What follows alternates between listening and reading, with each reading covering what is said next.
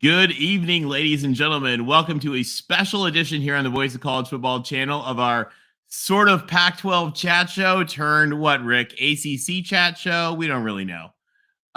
Where today we are filling in for our good friend and hero of the channel, Mark Rogers, who just spent 24 hours on the live stream. And so Rick and I, and Tim may be joining us in a little bit, are going to be talking to you guys tonight. And we'd love to have you guys call in. That's one of our goals for tonight, is we want to hear from you guys about what you think about the big adventure.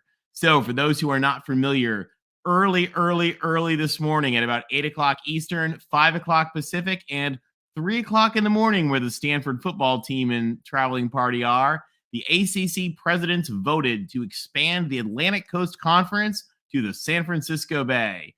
And Stanford, the University of California at Berkeley, and Southern Methodist are going to be joining the ACC. So this is really exciting. Rick, what did you think about the big news when you heard? Well, I was like in a different dimension. I was half asleep because I was in the back room looking to help Mark Rogers on his marathon last night. And shout out to the guys that were on with him. This was about 12:30 Pacific, 3:30 Eastern. I think at that time we had Jeffrey from Only Talk Sports. There was obviously Mark. There was Jackson was on there, and Ben had been on there for a while, and I believe a guy that was an Iowa guy. Might have been Dan from Iowa. So when I went to sleep and I got up, it was 5:15. I was getting my cup of coffee, and I saw your post on Twitter, Tony, which included this new lineup of teams, and you New said family picture. Yeah, you said it happened, and I text you back. I'm like, is this for real? And you're like, yeah. I was like, wow. I wasn't expecting. We heard about it. It could be a possibility, but there's been a lot of delays, and when you're getting a lot of teams that have to come together and make a decision and give an approval. But wow, this is amazing. So Tony, tell me what you've heard throughout. You've been following this, and what you've heard throughout the day. What's happening? We learned a lot of new things today. So one of the things that we learned is that going back a month ago, when the Pac-12 was starting to struggle, the ACC had been very and when the Big Ten was in its flirtation with Oregon and Washington, the ACC had been very interested in adding Stanford, Cal, Arizona State, Utah. So they were very interested in a bunch of them. And when, of course, the Pac-12 had its Black Friday, most of the ACC leadership apparently were under the impression that at that point the conference was probably not going to be expanding, but they continue those discussions. And apparently they had Octagon helping them. They had a number of other advisory firms in there really helping them try to figure out what the best path would be forward. They kept pushing it through, trying to build new financial models, go through the negotiations, and they came to an agreement whereby for the first 9 years, SMU would take no Tier 1 media money. Now, the Tier 1 media money is just the ABC money. And however, they will get the playoff money, the NCAA basketball tournament money, and we're told the ACC network money. So, I mean, yeah, and guys, this could be changed. This is from reporting we've gotten from The Athletic and from a lot of other sources that really know this stuff. But so apparently SMU will be getting something in the neighborhood of like $10 million a year. So about what they would be getting from the American. For 9 years is what they will be doing that. And then in year 10, they will be full members of the ACC. Stanford and Cal will only receive 30% of the Tier 1 media money, and then we'll get the rest of the money that just like SMU does. So they'll be getting something like 20 million or something like that. Whereas UCLA and the Big Ten will be getting, by that point, 80 or maybe even 100 million, which is pretty wild. Lomansky, thank you, Lomansky, for your super chat. That Mark will definitely appreciate that, actually, as he's sorting out some stuff right now. That's a huge benefit. He'll say thank you. I love this, Lemansky. Very true. Read a book, Who Moved My Cheese? ACC News hit. Looking for a book called Who Moved My Fridge? It's true. I love that. Who moved it all? So we'll see. Yeah, it's quite a day. Well, I'll tell you Anyway, what. so I was gonna say going up into the last couple days, there had been 4 no votes. They needed to flip one of them. Florida State and Clemson, of course, being quite ornery, not really interested in really anything the ACC has to say right now. And then North Carolina and North Carolina State had also been no's. They apparently had Clemson, had, I think, did they have Clemson or Florida State? One of them they thought was going to vote yes, and then both the North Carolina schools, the last minute, Clemson and Florida State both said no. And North Carolina had a little temper tantrum from their board of trustees. Now, that's not the board of governors, which is really the governing board. It's like a kind of a subsidiary separate board, but they pushed North Carolina. They said, we don't want to vote yes, but North Carolina State did. Now, we've been told that some of that was North Carolina State assessing that for the interest of NC State, they're probably not ever going to really anytime soon be in the SEC or the Big Ten. And therefore, they believed it was in NC State's best interest that the ACC be strengthened and that the ACC be strong enough to survive no matter what happens. So, Rick, they did it. Yeah, it's pretty amazing. And there was pushback during this last month. I mean, they talked to some coaches, and I believe it was our friend Dennis Dodd. He had a little interview with Anson Dorrance. And if any of you know, Anson Dorrance is the longtime University of North Carolina women's soccer coach. He's been there for 47 years. The guy, all he does is win. He got sassy. Yeah, he did get sassy. I got a little backstory for you, Tony, and for our friends that are viewing and will watch later.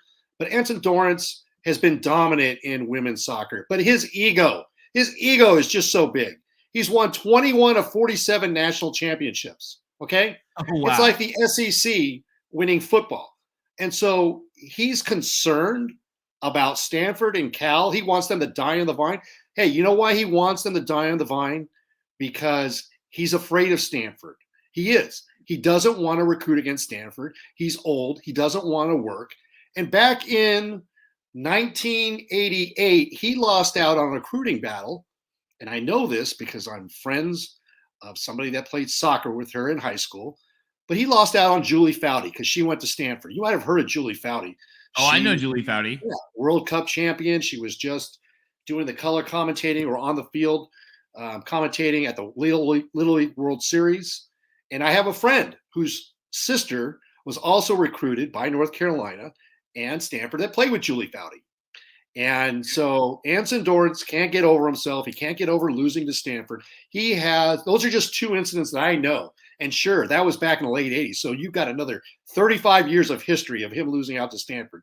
So for him to come out and say that, he's somebody, but he's a nobody. And if you're that dominant, why do you even care? What does that tell you? Well, Stanford's good. I mean, if you take a look at this is actually take a look. We put this out today. This is actually looking at the new realigned Directors Cup points. So looking at this year's Directors Cup points, how do the conferences compare? Stanford football is certainly down. They're going to be bad this year. Cal football is rebuilding. I mean, Stanford's rebuilding too. But the additions to the ACC to strengthen its Olympic sports are enormous. And they are, by the way, they blow out of the water anything FSU or Clemson does from both of those schools. And so you take a look here, the ACC is essentially equal to the Big Ten as far as all the whole athletic department's performance. So, this was quite a move for the ACC, and people are making a big deal of the travel.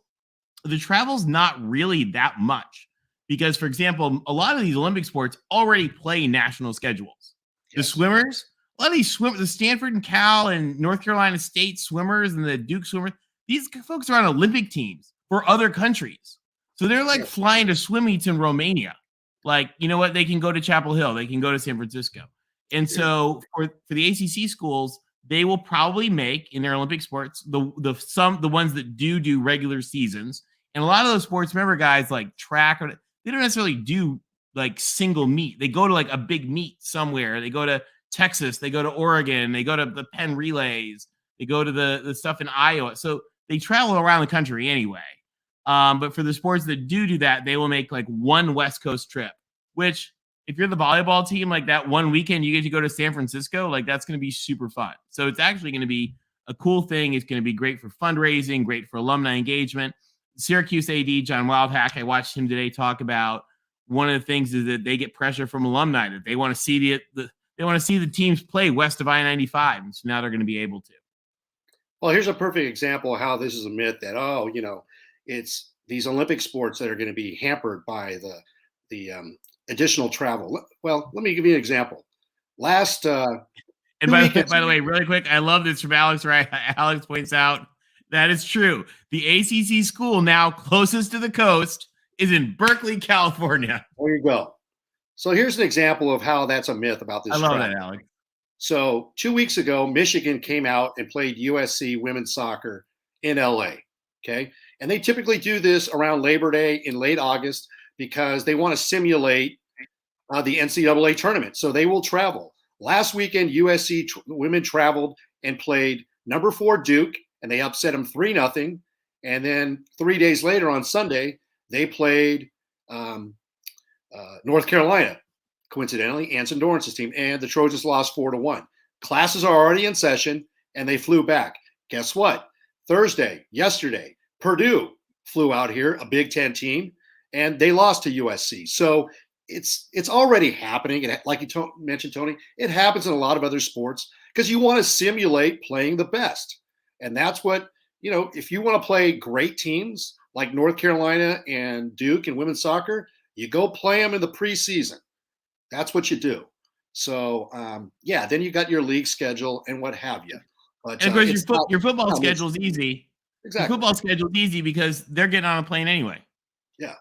And what's amazing, though, is 2 different situations here. I'll speak about Stanford and SMU, 2 totally different, obviously, institutions with 2 different needs. But Stanford said, you know what? And I'm just speculating. It's like, okay, well, we're going to get maybe $20 million to go play and have all these other expenses. They've got an endowment fund. They've got loads of money. And take a look at like SMU. All right. SMU nearly died in 1985, right? The death penalty. So less than 40 years later, they go from that to a Power 5 conference. They've got oil money. They got no problem. Hey, 9 years. Hey, we're not begging. We're not negotiating. Right. Sign us up. Where do we sign up? We've got the cash. Somebody in the chat just said, read the book. I think Lomansky, Who Moved Your Cheese? Oh, well, who moved your oil money? That's what it comes down to. They moved their oil money all in the center of the table. Where's your oil money? Where's the contract? We're going to sign. We're Texas. We're SMU, and we're ready to go. Stanford, the same way. They got the endowment.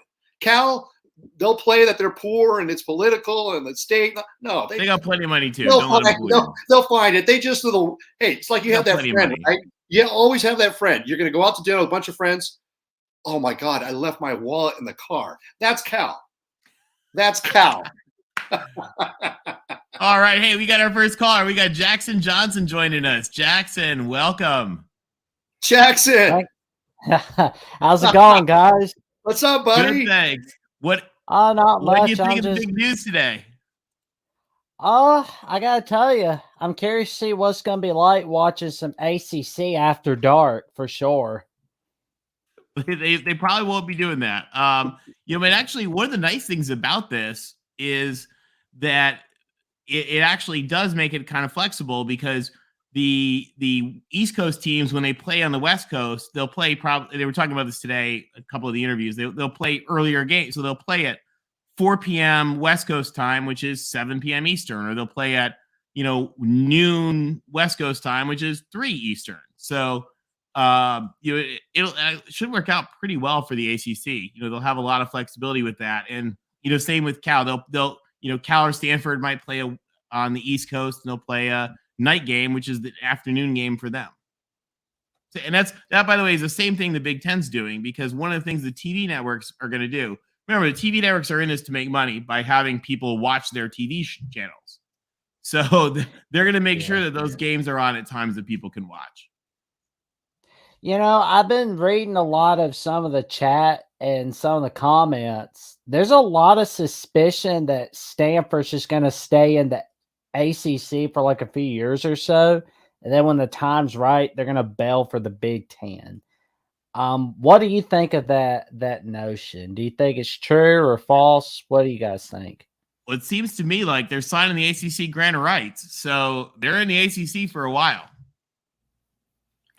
Yeah, I kind of figured. And I mean, I know there's going to be some people that are complaining about geography.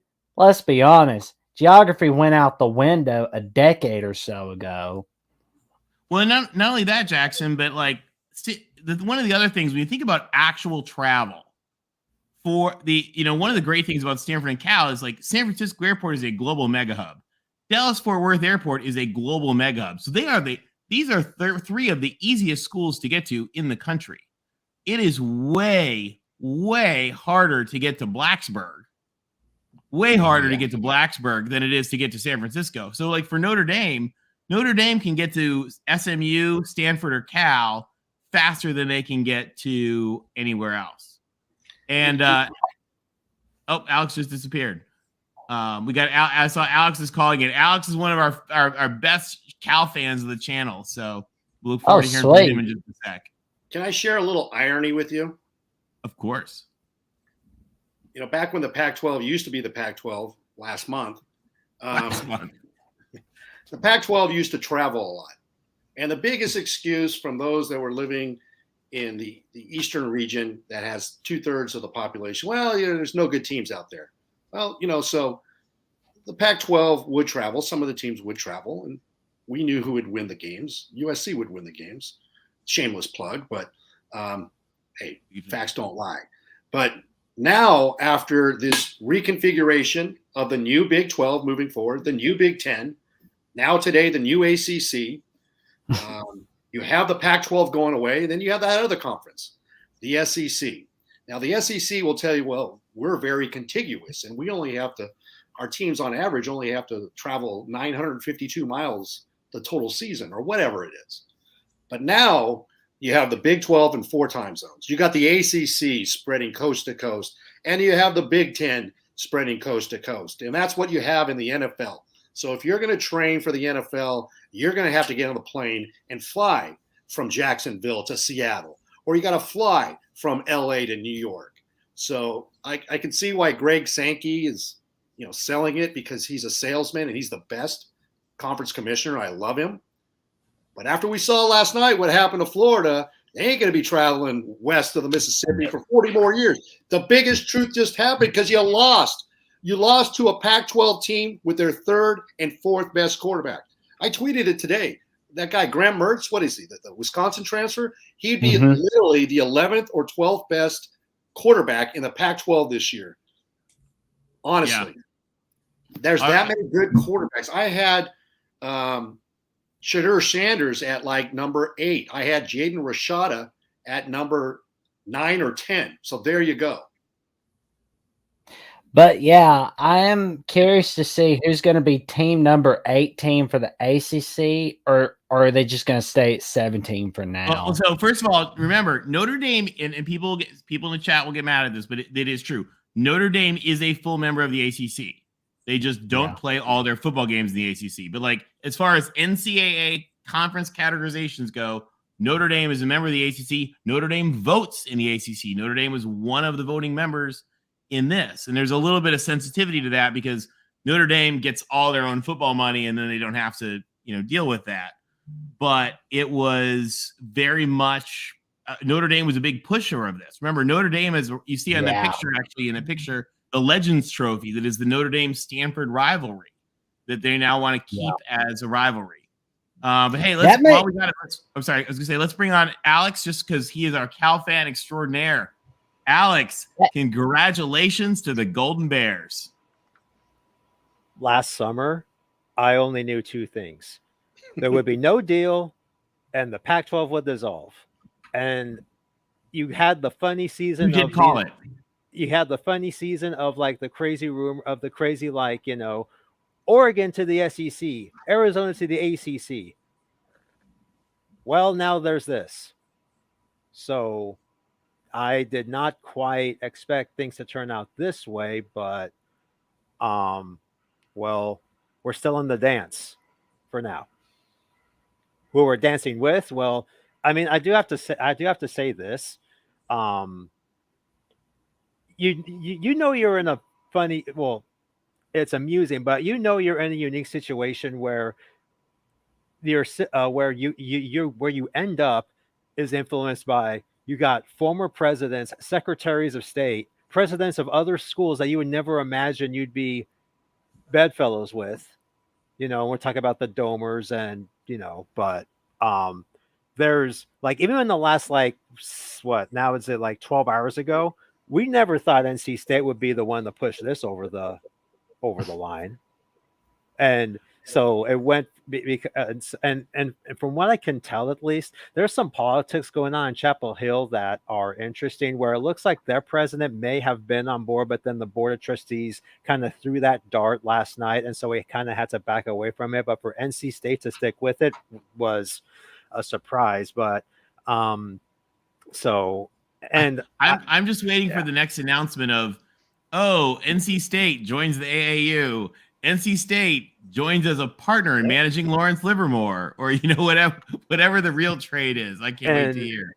And apparently, so the president of Virginia Tech, who is an alum, and Virginia Tech's been trying to get AAU status. Apparently, he probably went solo on this, because there's some reports that those inside the AD at Virginia Tech are irked.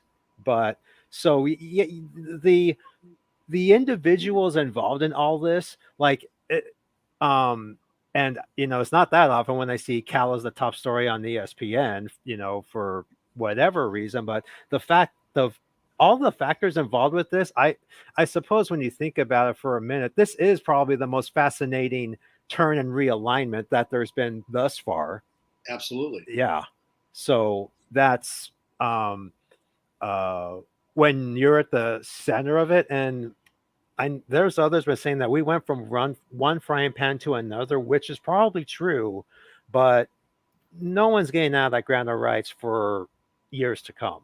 So that, I think the ACC may stick around a lot longer than people think as it is.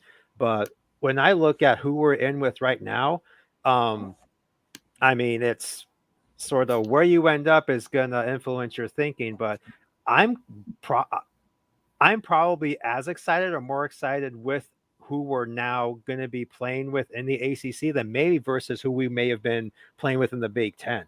Really, like, just nice. institutionally, with Duke and Virginia and the Carolina schools and even the Florida schools, BC and Georgia Pitt. Tech. Yeah. So, and Pitt's a great school. And the other thing is that, again, this makes no. I was telling Mark, conference realignment makes no sense, which is why this deal was going to happen, because nothing makes sense. So anything that would have been nonsensical 5-10 years ago is now happening. But getting around, like, from SFO to a lot of these schools is actually, like, from here to Raleigh, North Carolina, that's only a 5-hour flight. So, and a lot of the schools in the Carolinas are in that same area. And if you want to play Pitt, you go to Pittsburgh. Miami, you connect to Dallas or fly to Miami. Boston, Atlanta. Atlanta for Georgia Tech. SMU, Dallas. It's easy. Who here is really out of the way? I saw, like, Virginia and Charlottesville sort of a little bit. I don't know, DC. Virginia Tech and Syracuse are the only two that are a little harder to get to, but they're not that hard to get to.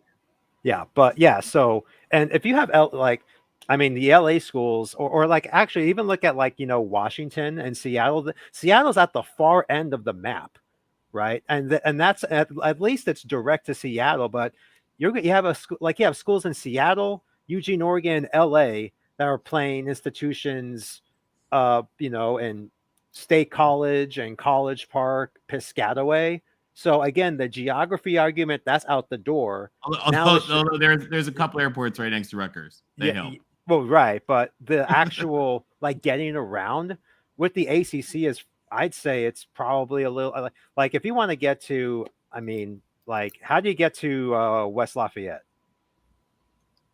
It's right by Indianapolis. Yeah, or so Chicago. It's actually pretty close to Chicago. It's between Chicago and Indianapolis. Yeah, so I would say it may be a little easier in the ACC versus the Big Ten with some of these, schools. But I mean, yeah, the geography of like other than like that's not really a major deal here, and it hasn't been. So it's institutionally, who are you with? And institutionally, I really like what we have here, and Good fit. Yeah, so I'm actually quite satisfied with how this turned out. Well, and one of the things, yeah, I was gonna say one of the things people forget too. And here's just one sport, for example, in field hockey. I don't know if you guys know this. In field hockey, Cal and Stanford are members of the American East Conference, which is what, like Vermont and New Hampshire and Maine. I don't even know who all's in there. Yeah, that's a lot of money in traveling. It is. And the students will tell you, I just do my homework on the plane. Yeah, and ESPN is going to play for the travel. So, well, and some of you guys know this, some of you guys don't. My uncle's a baseball coach, and so when we've gotten to fly with the team, it's nice. It's not bad. You can just sit there with your computer and do your work. So yeah, I understand the Confusion Bowl between Miami and Miami is delayed for weather. Oh man, I laughed my rear end off when I found that on Wikipedia. I was like, "That's all Wikipedia." Oh well, they'll put anything on there. It's a real thing. Oh man, but I do wonder who is likely to get. What do you guys plucked into the So, ACC Alex, who are you looking forward to? Oh, sorry.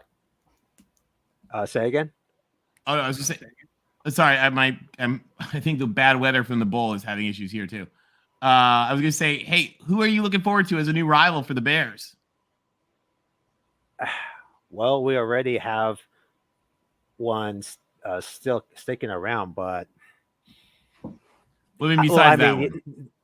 I mean, there's the immediate, the three teams that held out, but and we beat North Carolina a few times recently already. We had a series with them in 2017 and 2018. So, this is interesting, but Clemson fans are still quite irritated after we ran them out of the Citrus Bowl in '91.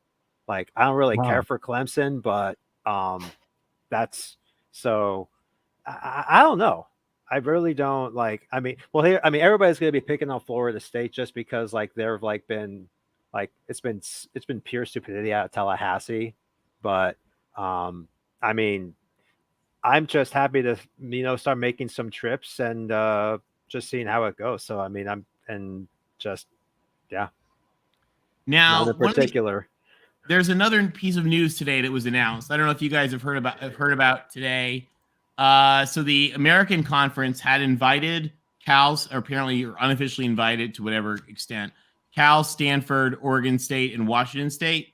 The American Conference Commissioner Mike Oresco announced today that the AAC is no longer considering West Coast expansion. So what that means is that most likely Oregon State and Washington State will probably, we assume at this point, either go into the Mountain West or absorb the Mountain West under the Pac branding. What do you guys think about that? Pac-12's dead. Saying it for 14 months. It's over. And also, Tony, because we know the founding members of the Pacific Coast Conference, it was us, Washington, the Oregon schools. And now, I did not expect this, but essentially us leaving, we started it, and now we basically turned out the lights. It's well, over. And remember though, the Pacific Coast Conference has no relation to the Pac-12. Yeah, too, because but effectively your West Coast Conference, as it is, your West Coast, your power conference, it's gone. Yeah, don't keep the Pac-12 name in this instance. It's taken abuse for the last decade. That's like if you're gonna start up a new product and you're gonna choose to call it Bud Light. You're not going to do that. I mean, See, I actually agree with stained. yeah, it's Damaged. Pac-12 means failure. Yeah, See, I actually agree I'll with be Tony Barber in honest. this because when I look at it, you think about when we are in the everybody who's watching this right now, anybody who's watching this right now is in the 1% of like more extreme football fans. To the 99%, the Pac brand is going to be stronger than the Mountain West brand. Now, the question is, would the Mountain West schools, as the sort of conquering there, would they care? And I think that there's also an issue of there's a lot of money in the Pac, between the reserve funds, the NCAA tournament money that's due, for the next 6 years. So there is a lot of money in the Pac as well. That if the Pac continues to exist, that Oregon State and Washington State could benefit from. Whereas if it doesn't continue to exist, then that money just gets handed out to all 12.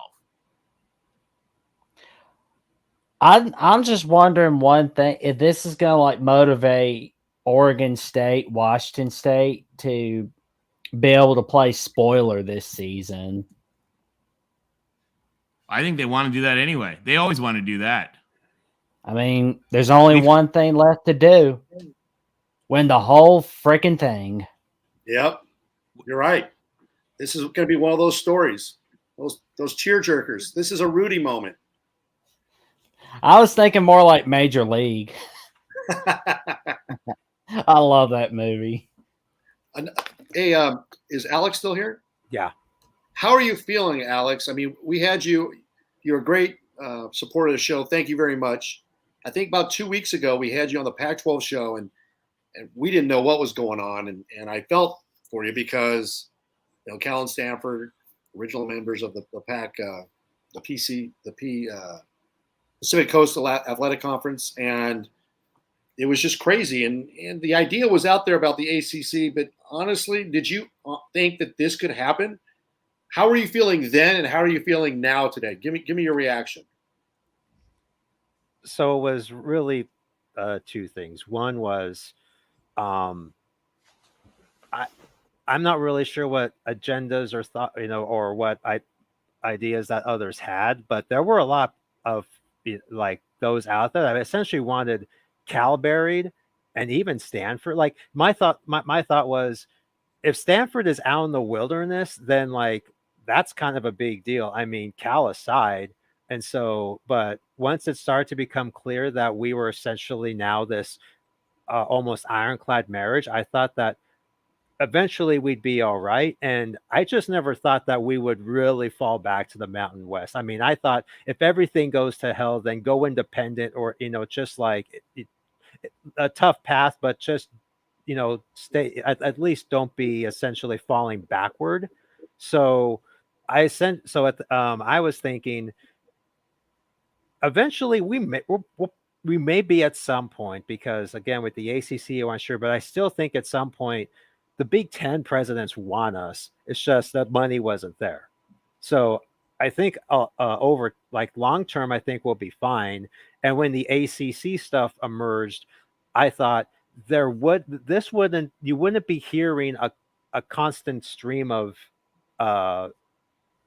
stuff about it if it wasn't substantive, if there wasn't actually movement. And so the votes were interesting, but the outcome to me was not, like, I wasn't very pessimistic. I thought things eventually would, like, I kind of thought after last night, okay, they're probably going to take us to the cleaners a bit on this deal, and they sort of did, but yeah, but I was never really thinking that, Mountain West, get out of here.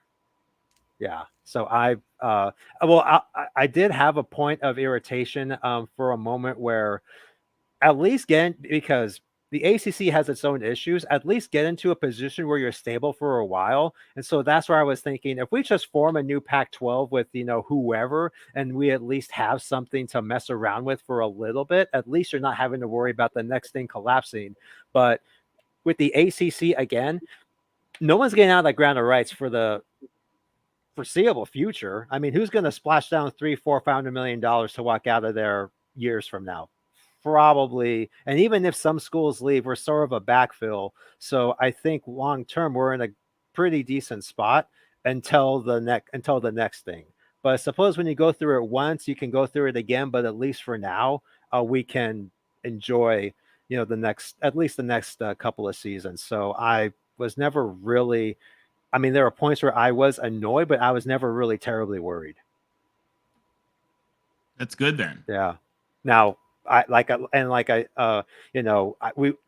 Oregon State and Washington State, I knew that we wouldn't end up essentially where they are, but I mean, now we're going to see. Now we get to see essentially what the bad outcome looks like, for better or for worse. But like I was telling folks, like it doesn't matter who sank the ship, whether it was you guys or Washington, whoever.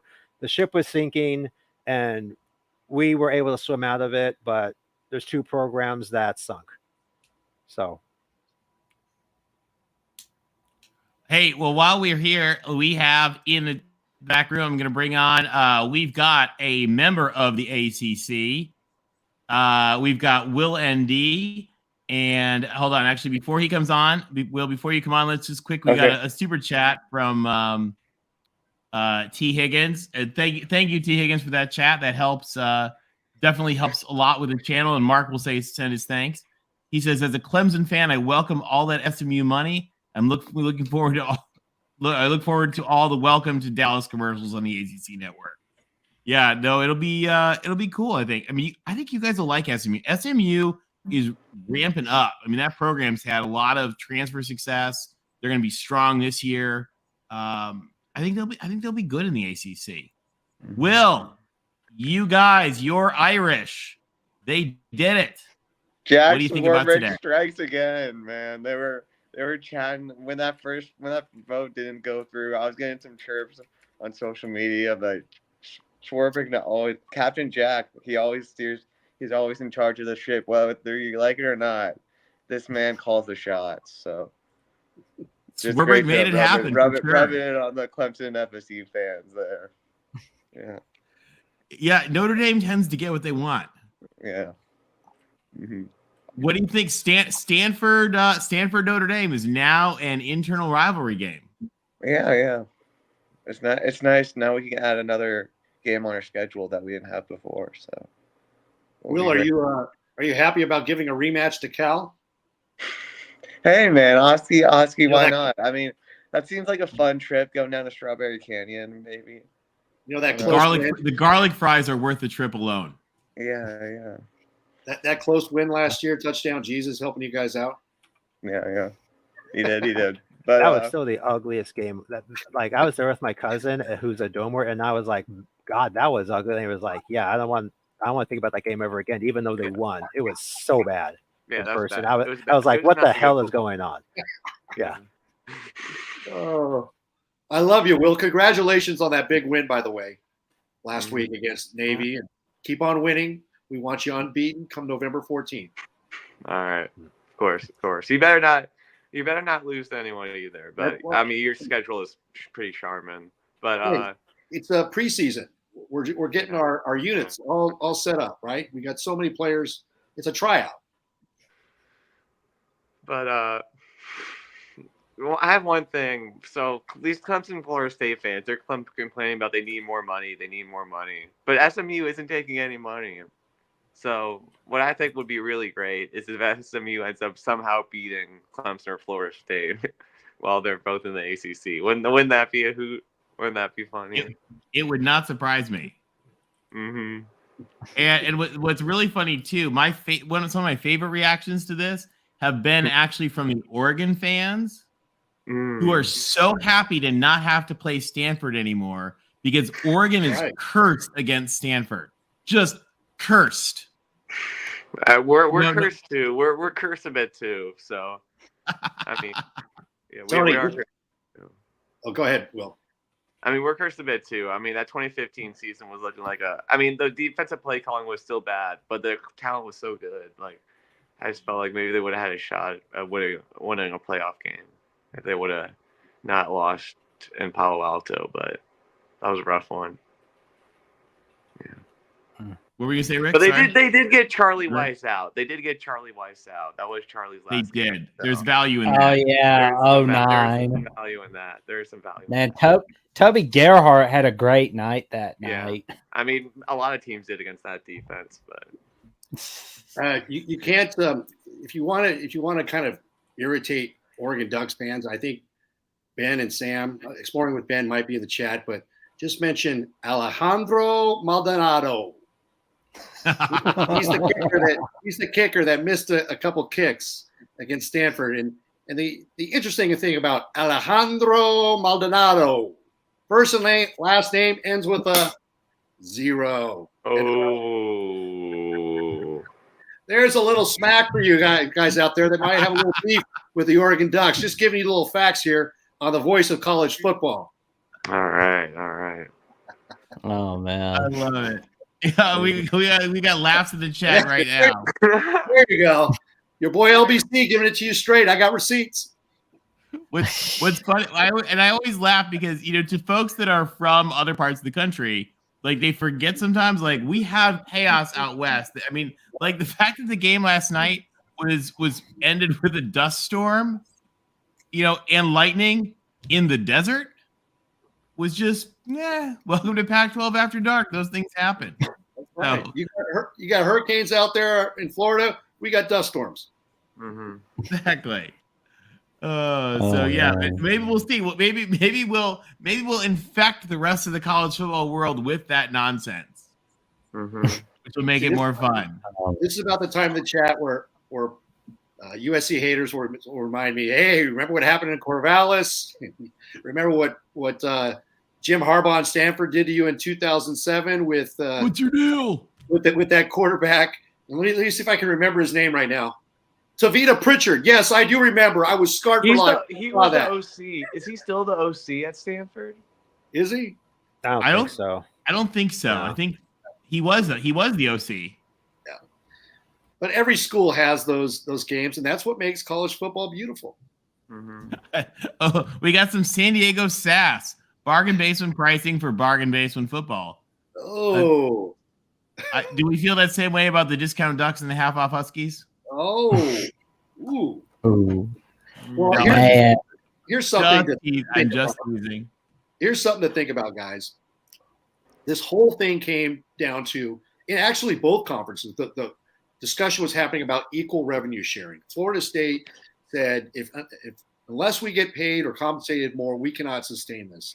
And back when Larry Scott formed the Pac-12 in 2011, it came down to UCLA and USC had to acquiesce their unequal revenue shares, and they fought against it.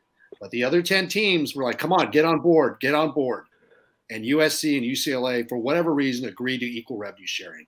So it's like fast nickels for those other 10 teams and slow dimes. Because what happened at the end of the day is SC and UCLA basically said, adios. We're going to go ahead and cash in our brand, our value that you guys didn't respect. And we played your game for a decade. And look what happened. Now, I'm basically speaking for USC because UCLA hasn't been the same since 1986. But so we got I think it was that Miami loss. because it was that Miami loss in '98 that really killed them, right? Right. Yeah. Yeah. But really, they haven't really done anything in football. But we took little brother for PR cover. That's what you do when you leave like that. But we're spoiled. We didn't get paid. We're arrogant, whatever you want to say. But we did not ruin the Pac-12 because you look at it, all the other 10 teams, they left for other conferences and they're making less money or in a less conference than in the Pac-12. Look at Washington State and Oregon State. They're going to be making maybe $5 to $6 million, $7 million a year in the Mountain West. Look at Cal and Stanford. They're going to the ACC for $20 million. They're happy as heck. And then you look at the other schools going to the Big 12, right? Okay, they're going to have to travel too. They don't really want to be there. But Oregon and Washington, they want to be in the Big 10, and they're there at 50%. Well, the funniest thing to me about that, Rick, is that it came out after the Pac-12's Black Friday came out, and The Athletic wrote a fantastic breakdown of this. But apparently, the Pac-12 believed that they had a deal with the University of California Regents, that they would block UCLA's move. That's In right. exchange, UCLA would get like 50 million and everyone else would get like 40. Right. And Oregon said, and Oregon's interim president, who, by the way, That's right. didn't get the job and then got tossed out from being interim president. But Oregon's interim president stood up and said, no, we won't take less money than UCLA. And now they are. Well, kind of gives you insight into Oregon's thinking. You know, they've been great since 2009 with a couple of down years, but it's like, hey, you know, they have a different perspective of themselves in their town of Eugene than the rest of the Pac-12 has towards them, and the rest of the country. The rest of the country, yeah, you know, they're cute, but have they won anything? That's what it comes down to. I saw something the other day, to you guys' point about how the new schools that are going to be in the Big 12 next year that don't want to be there, but they're just kind of just winging it, so to speak. Utah, I saw something where Kyle Whittingham said, oh, we're not in the Big 12 permanently. We're just going to be here for a few years or so, and then we're leaving for the Big 10. That did not go over well with their Twitter fans, did it? No. I mean, it's kind of like the question was about whether BYU Utah is going to be permanent, and Kyle Whittingham's like, yeah, no. And actually, Oregon football is he's a BYU alum, which let's is dive amazing. into that in just a sec.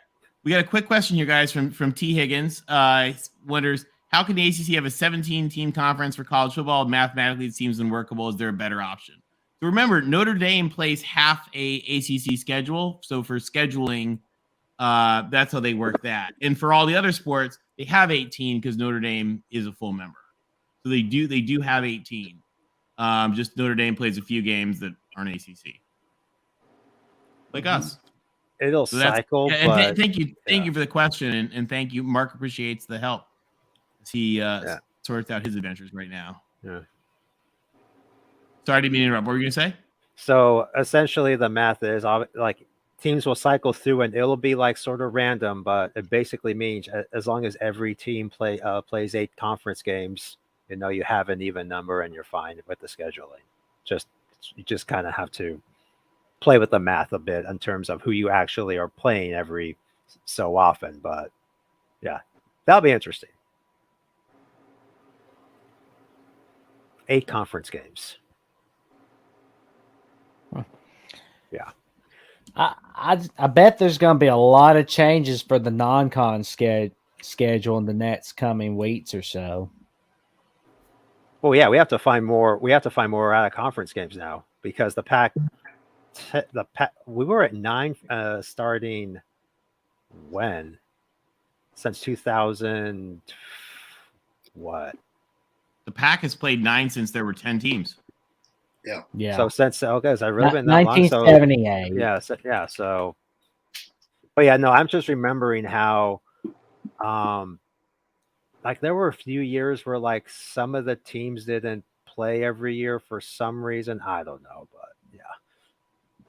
But yeah. Well, hey, let's bring in. We got Dan the Corn Man has joined us. Dan, what do you think about? Welcome to the show. What do you think about the big new excitement of the ACC expansion? Well, thanks for having me. And secondly, I don't think it's that big. I mean, let's be honest. Stanford, SMU, and what was the other one? University of California. Cal.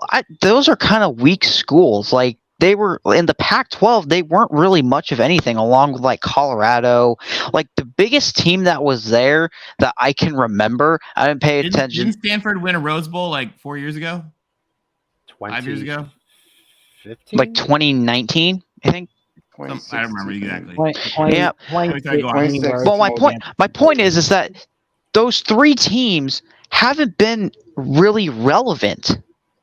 So when it comes down to a stronger conference like Clemson, Florida State, those are the 2 juggernauts of the conference.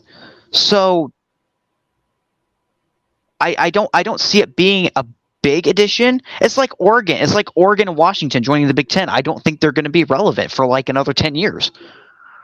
Oh, will you come on to our shows and say that like regularly? Oh yeah, sure, I will. I'm just kidding. Sorry, Rick and I went to USC. So anyone who wants to tease our Oregon friends is a friend of ours. Okay. I'm just kidding. No, and that's one of the things. I mean, one of the issues too. I'll tell you. So Stanford is sort of hit a crazy athletic nadir, and they fired their coach. They brought in Troy Taylor. Their recruiting class is off the chart. They're rebuilding, but they're rebuilding from a trough. I mean, they're going to be lucky to beat Hawaii. Yeah. Is that tonight or is that tomorrow? That's tonight. I think it's tonight. I mean, if Stanford continues their recruiting, they could be good. Yeah. Mm-hmm. It'll be a few years. Yeah. It'll be a few years. So you're right. Dan's right. It'll be at least a few years. And Cal's doing a lot of stuff to improve too, but also it'll be a few years. I'll tell you guys. So for those of you guys ACC fans in the chat who don't know this, Cal is a really interesting situation right now. Cal sort of took the recipe. Like, have you guys ever tried to bake a loaf of bread and had it fall flat? Like it just didn't rise.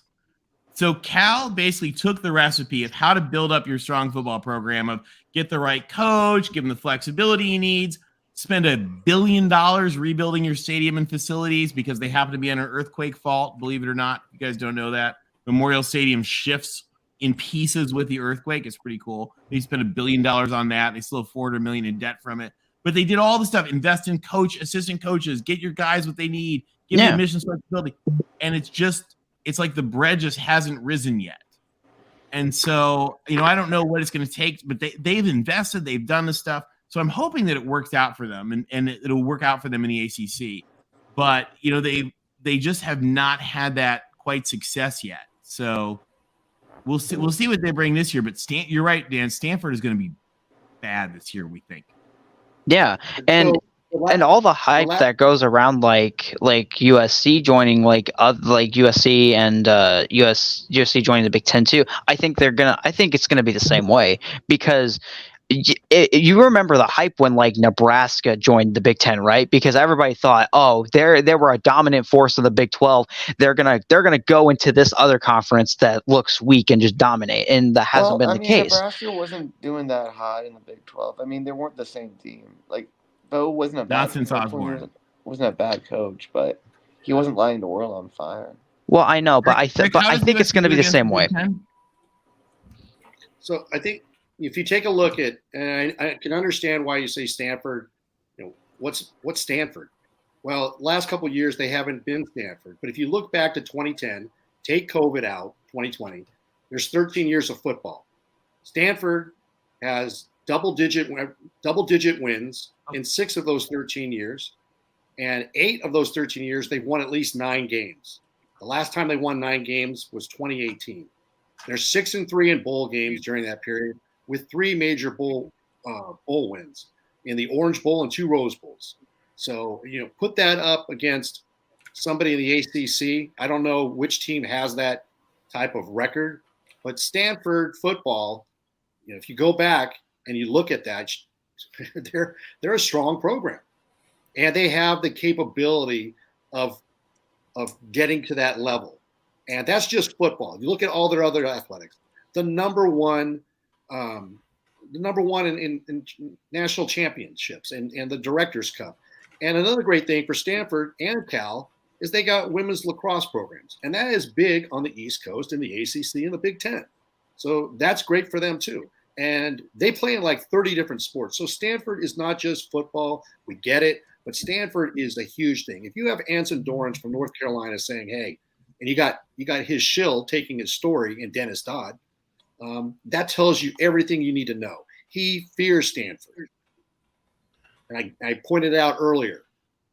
So no one likes Dennis Dodd, man. I mean, he has Stanford so many dumb stories. Yeah. So he's a mouthpiece. And Anson Dorrance had him, on his lap. And I'm going to tell you what, here's a story for you, Dennis. Let me spoon feed it to you. Yeah. Dennis loves when that happens. Yeah. I did say that, Dennis. Well, hey, Dan, what do you think about the fate for which and it breaks my heart in some ways. What do you think about what's going to probably happen with the? What do you think they should do with Oregon State, Washington State, and the Mountain West? I don't know. I kind of like forgot who's in the Mountain West. I pay attention to college football, but not as hardly as I do pro football. So when it comes, I think like, and if I remember correctly, I believe the Mountain West is like Fresno and San Diego, and like no, not San Diego State. Yeah, San Jose State. Yeah. So it's generally a weak conference. So when they have those other teams join, I think that'll bring more competition to them, and it'll bring other recruitments to them, which I think will be good for the conference. Because let's just be honest, the Pac-12 is done. So the teams that are in it still, and I've forgotten who it is. I think it was Oregon State and Arizona. But sorry, go ahead. No, go ahead. No, what were you gonna say? Sorry. I was gonna say the Pac-12's dead. So the teams that are left in it, I have basically three choices in my side of view. Okay, because they don't want to be joining up with like these conferences like the SEC or the Big Ten, because I think they think that they're too overpowered. So these weaker conferences like the Mountain West and like Conference USA's, those are going, I think they're going to try to attract those guys, and that'll be better for them recruiting wise, and it'll bring them to sort of like this like relevant stage, and because they want to be considered Power 5, even though I think that term doesn't exist anymore. Yeah, it'll be really interesting. So you agree? So it was kind of what I thought, that they'd be better off keeping the name of the pack and refilling it from the Mountain West or whatever they need to do than just taking the Mountain West, just going straight into the Mountain West and taking the name. Yeah, that, or that, if they can get a TV deal, then yes. If they can get a TV deal. But if they won't get themselves a TV deal, to which I don't think that's going to happen anymore, these teams are going to go to smaller conferences, and then the Pac-12's dead. The presumption is that the Mountain West would bring its TV deal into a new pack of something to that effect. Okay, well, that works then. So there's a comment in the chat by James Scott. He says they, and I'm assuming he means Oregon State and Washington State, they aren't getting invites from the Power Four. It's not a case of them wanting to go in a bigger conference and they wouldn't be able to recruit or compete against them. No, they're not even getting invites. So they're on an island by themselves. It's an island known as Corvallis and Pullman. They are outposts of the Pac-12. They are always getting paid more than they're worth. I know they don't want to hear that. I got friends that go to those schools, but this is business. If you look at it from business, and that's why they're not in these other conferences, because they're not getting an invite, because they don't drive the needle. They don't bring eyeballs. They're hard to get to in terms of location. So, hey, nothing personal. It's just business. But that's why they are where they at. It's like, I mean, we all know this game. We played it in third grade. It's musical chairs. It just so happened the music stopped and there was no more chairs left. And you had, the Cougs and the Beavs staring at each other. What do we do now? And they're waiting. So that's what's happening. Yeah. And I like to think about this too, because how is this going to impact like the college football playoff, right? Because the college football playoff was set up for Power 5 conferences, Pac-12, Big 12, ACC, SEC, those types. Now with the Pac-12 diminishing, what are they going to do? They're going to have to reset this. Okay. Well, they already did. Oh, they did? Yeah. So starting in 2024 with the next season, the new plan, remember, and this was done 2 years ago. They actually got rid of the conference qualifiers, and they set a plan that the top 6 out of the 12, the top 6 seeds would go to the top 6 conference champions, whoever they were. So in theory, under the old system, like if the Pac had a terrible year, or the ACC had a terrible year, or maybe even the SEC had a terrible year, they'll rather blood to say that they might not make it, because if the one conference had one sort of power, and power is not a real word, but the power conference had a bad year, then maybe the AAC and the Mountain West could make it. So the assumption. Now they talked about this apparently at the College Football Playoff meeting this week, but they decided to table a decision until the ACC and Pac sorted out their mess. But the assumption was that they would probably take that 6 and chop it down to 5, so that it would be the 5 top conference finishers, which would be the SEC, the Big Ten, the Big 12, and the ACC, and then one of the others. And then the next 6 slots, or the next 7 slots, would then be for whoever the next 7 best teams are. So I'll be honest. That. I'll be honest, with all this expansion, the moment I heard about the 4 corner schools going over to the Big 12, I was thinking to myself, okay, so they're going to move the playoff expansion to 16 teams. Not a matter of that's too long. See, I would love that if they did that, because that doesn't add any weeks to the schedule. It just means you don't get a bye. Right. I don't like the bye. I was thinking about this, right? And I'm not familiar with the way the FCS does theirs, but it gets so much attention the way it does it. And I believe it's like a 16 team playoff. They don't take any bye weeks from the end of November all the way down to their championship game. Why don't we just do that? I think we'll probably have to at some point. Yeah. I think it has to do with the scheduling and Christmas break and I don't know exactly. Right, but also a lot of it has to do with the tradition of they wanted those big bowl games right in the new year.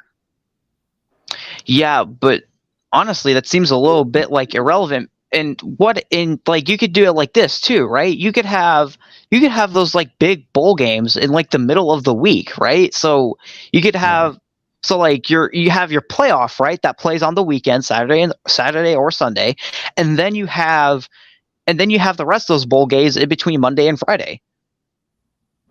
You could. Yeah. And I'm going to be honest with you. I think that the conferences should just scrap the whole conference championship, because honestly, it feels like an unnecessary week.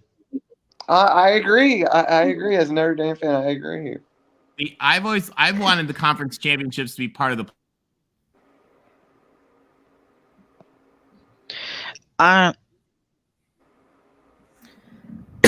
Yeah, maybe, but the conference championship thing, as fun as it is, I feel like there's a big bias, right? Because you have schools that make conference championships that are 7-5 teams, right? What was going to happen in that playoff setting? Let's pretend the Pac-12 didn't diminish, right? What was going to happen in a setting in which a 7-5 regular season team won a conference championship? Let's say it was Baylor for the Big 12. Wisconsin, right? Well, that couldn't happen in the Pac-12 because the Pac-12 amended its rule. They didn't have the division. They didn't have the division, so it was the 2 best teams. So you can't have 2 7-5 teams. That would be more of a situation. Let's give an example where the SEC West has always been kind of the dominant division, where the SEC East has been the weaker division. But even at that, you've never had. I mean, I can understand you're saying what if, but you've never had a 7-5 Eastern Division team that's played. Yeah, I mean, you've had lesser teams that are in the Big Ten. I think the Big Ten West. I think you've had an 8-4 team, but I don't believe you've ever had a 7-5 team. Well, it almost happened last year. When? With who? So it almost happened with I think it was Minnesota. I have to look at the standings again, but Minnesota was at a 7-5, and Purdue made it because they were 8-4 and they beat Indiana. Had Indiana beaten Purdue, Minnesota would have made it over them. And in both of them would have been turned into absolute hamburger meat by Michigan. Right, but yeah, at the same time, but there's always the upset factor. It's such like what if this happens? Then it happens. Yeah. What if? Then it happens. I'm a what if guy. I'm a what if guy. If you want to have a tournament, you have a tournament. I mean, that's the thing is, I get a little annoyed by the people who somehow act like, well, if Alabama is not crowned God, then it didn't work. And it's like, if you want to have a tournament, the thing about a tournament is that two teams go on the field and either one can win. Man, that's why we had a 4-team college football playoff for 10 years. Like when that came out, we were all excited for that, and then they said it's going to be 4 teams, and then we were like, we're all screwed now, because I feel, and I'm sorry, I don't know your guys like college teams, but I feel like there's a bias towards the SEC still. A little bit. Yeah, there's a lot of one. Just watch some more college football. Oh yeah. I don't know how long you've been watching college football. I think you're a Nebraska fan. Thank you for coming on. Appreciate it. We're sorry about last night. But you made a point that, look, we've had four playoff teams for 10 years, and you didn't sound like you were too pleased about that. No, it's basically been the same 3 teams. Okay, Georgia, Alabama, and Clemson. So there was a time when we were wishing for 2 teams to make a college football playoff. So we come with a little bit more history and perspective, and this is an imperfect sport, right?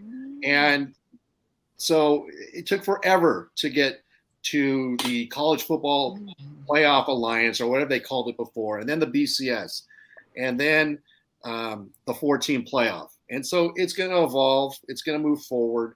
But I did have a friend, Rick. He'll probably appreciate this. I had a friend give me some great perspective the other day. It reminded me of something that he always says that I love. That when he looks back on the old systems and the polls and all that, and he says, it's way more fun to argue about why you should be the national champion than to know for sure that you're not.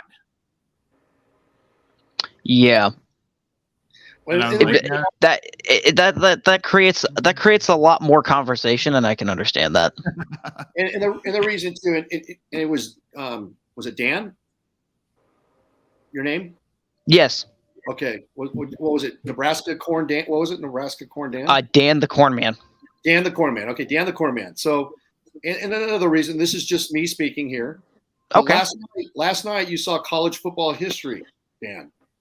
That was the first time Florida played a road scheduled game, not a bowl game, but a road scheduled game west of the Mississippi. Outside the state of Florida. So it's like, if you're going to be a great conference, now granted, Florida's not a very good team. I think they were like tied for the 10th best record last year. But traditionally, they're a great team. They've won 3 national championships. They've won a few national championships with Urban Meyer in the last, decade plus. They're a great team. But how can you be great if the last time you traveled west of the Mississippi for an out-of-conference road game was in 1983? Yeah, that happens a lot with a lot of the SEC teams. Just look at Alabama and Georgia. They play all these games in neutral site locations in Atlanta, Georgia. That's all. They're cheating college football fans. It's a game. They play it very well. So some of us have opinions about that because we know the game they're playing. Yeah, the only team that I can think of besides Florida yesterday that went past the Mississippi was LSU in 2016 when they went up to Lambeau Field to play the Badgers, and they lost. LSU will travel. And they went out west to UCLA in 2021. Okay, yeah, there was that game. I forgot about that one. And lost. That was the famous something making fun about that pansy blue shirt. Oh yeah, while wearing purple. Go. Which by the way, that was Coach O's USC-ness coming through. I think. That's right. Yeah, that was definitely an anti-Bruin comment. And I give him all respect on that because he's come out of that tunnel many times. Probably won 4 or 5 Rose Bowls coming out of the tunnel, so he was all jacked up. He didn't want to hear anything about UCLA. I give him a hall pass there. And Jackson, I totally give him a hall pass. Jackson, hey man, I'm talking about the SEC. I'm just sharing my opinion. You know that. That's all right, man. But I don't just speak without facts. I bring the numbers. I bring the data. I ask the questions, and then usually I have to hear the excuses from those fan bases, and that's what happens. So I mean, bring them. I'm just pointing out numbers, man, and that's all. And we got LSU coming to Vegas next year to play USC to open the season. That's right. Isn't that our So first is like Big Ten game? LSU the only team that travels past the Mississippi now? Just about. Yeah. Well, I do believe Bama's heading out to Wisconsin next year. That's going to be awesome. Wow. But as far as Bama's Alabama going traveling Texas next west, week. they just That'll be stop in fun. Dallas. They can't go past Dallas. It's like, hey, we can't. That's a long flight for us to Dallas. That's a dead end. We can't go any further than that. Oh, and actually, hold on. We just got a geographical reminder. Oh. LSU is on that side of the Mississippi. Yes. Point, Mike. Mike. Fair point. Thank you, Mike. All right. On that note, guys, there are some football games to watch tonight. Yes. So we've had some fun talking about Stanford, Cal, and SMU. I know LBC can't stay with us too long. Guys, any final thoughts here?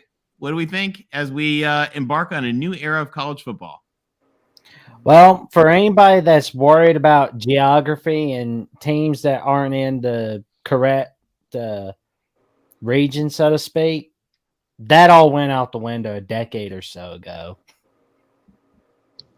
Very true. Thank you, Jackson. Everybody, check out Jackson on the Jacksonian. Always does great interviews and a great YouTube channel. Thank you for having me on, guys. And also check out Tony and Rick and Tim Prangley for the USC channel.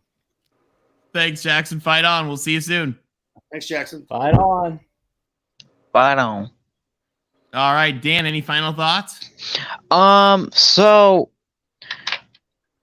it's a new era. It's a new era of football, that's for certain. It's not the same as it was 10 years ago. And just be prepared for anything at this point because you honestly don't know what's going to happen next. It's going to be wild. Yep. Well, hey, thanks for calling in. This was a great call. It's great to meet you. And good luck to the Cornhuskers. I believe in that rule. He's going to do good things. Oh, I do too. Yep. Have a good night, guys. There is no place like Nebraska. Yeah, there is no place like Nebraska. We'll see you soon. Thanks, Dan. Alex. Is Alex even still with us? You know what I'm doing right now? I am watching. Any final thoughts for the Bears? Right now, I'm watching ACC Network. And what I won't be watching tomorrow is you guys play because I don't have Pac-12 Network, even though I live in San Francisco. So that is true. So whatever. Alex, yeah. Go ahead. I was going to say something to you. I mean, at this point, I know there's some folks that are still, that are sunk, but whatever the business or motivation was, avarice, greed, anything, because even though obviously because Cal has had to put a lot of their games on Pac-12 Network, but what I realized last week was how silly the situation was, is you have a team that is favored by a lot of folks to, make a run at something, and you can't watch them play on your conference TV network because you're the dopes who ran the show couldn't figure out how to get carriage for your product. I mean, forget it. So I'm just happy that I am now in a conference that I can watch my team play right now. So right now I'm watching this Miami clash. So yeah, so that's what I'm happy about. I'll see you guys later. Cal, we'll see you later. Go Bears. One second. Yeah.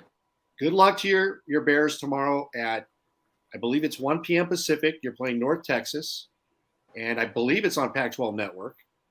It's so on hopefully- ESPNU. Is it okay? Good. ESPNU. Yeah, we're going to be on a national network this weekend, and you guys won't. Yeah. So here's what I Uh-huh. got to tell you is that I'm going tomorrow for Kegs and Eggs at 9:00 to watch TCU and Colorado, and the guy who's inviting me is one of my friends. He's a Cal Bear fan. So I've learned about the Cal Bears and all their challenges and struggles, but I was there to celebrate with them. I think it was 2 years ago. You beat Ole Miss on the road. Yeah, I was there. It was in Oxford in 2019. I was there. I went there. That was a great game. You know, and I believe Lane Kiffin was the coach. He wasn't the coach yet. He was. Yeah, okay. he took over after that. But the travel to Oxford and beat. Yeah, you know, that was great. So good luck to your Bears this year. I'm glad that you guys have a home in the ACC. I know it's probably not what you guys initially wanted, but hey, you're in a good situation. So congratulations. Yeah, now we just gotta go surprise some folks. So I'll talk to you guys later. Okay. Yep. Go Bears. Mr. Will, your conference just got a little bit bigger. Yeah, happy. It'll be interesting seeing Cal and Stanford and SMU down the road. But yeah, I mean, people underestimate Jack Swarbrick, man. I mean, the guy gets it done, and yeah, it'll be interesting to see. I mean, I think we have some great games on today. Central Michigan and Michigan State is still tied, and hopefully Miami of Ohio can. Sorry, Tony. My poor dad. But hopefully Miami of Ohio can come back and beat Miami. I was really hoping that would happen tonight. But yeah, this Louisville Georgia Tech game is looking great too. So enjoy the college football tonight, everyone. Week 1. This has been a good week 1 so far. So hopefully it continues on. Thanks for calling in. Congrats to Jack. He did a good thing for the sport today. Thanks, guys. Good job. Thank you. Right on, Will. LBC, what do you think? Tony, Bears found a home. What's that? The Bears found a home. Yep. We started the month of August with Black Friday, and now we're starting the month of September with Black Friday. It's kind of got bookended, but we have some settlement right now with conference realignment. We have some more moves that have to happen with respect to Washington State and Oregon State, but this is the new era of college football version 2.0, where basically the TV networks control which teams they want to put on which time slots, which conferences are going to be featured, which teams. That's what it comes down to: eyeballs, visibility, brand. And there's only so many TV windows, and there's too many teams. And that's kind of what they're doing right now. They're shaking things out, and it's going to continue. It's not over. You look at the next 5 to 10 years, and it's going to look completely different. So enjoy this year, especially in the Pac-12. Tony, I look forward to seeing you tomorrow on the Voice of College Football USC post-game live chat show after the USC-Nevada game.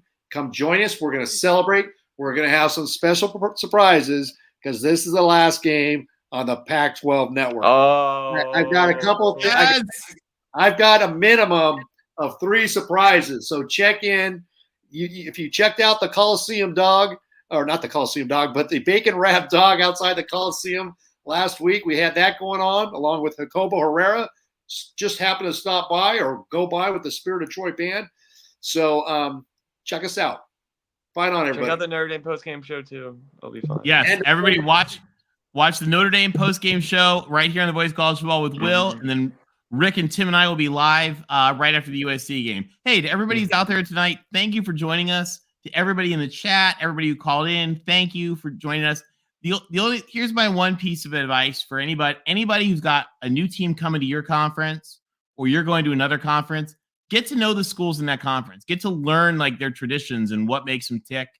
There's a lot of really neat things happening, and get to know them. They all have a lot more tradition and a lot more cool stuff than you think. So with that, everybody, fight on. We'll see you tomorrow. Have a great time tonight.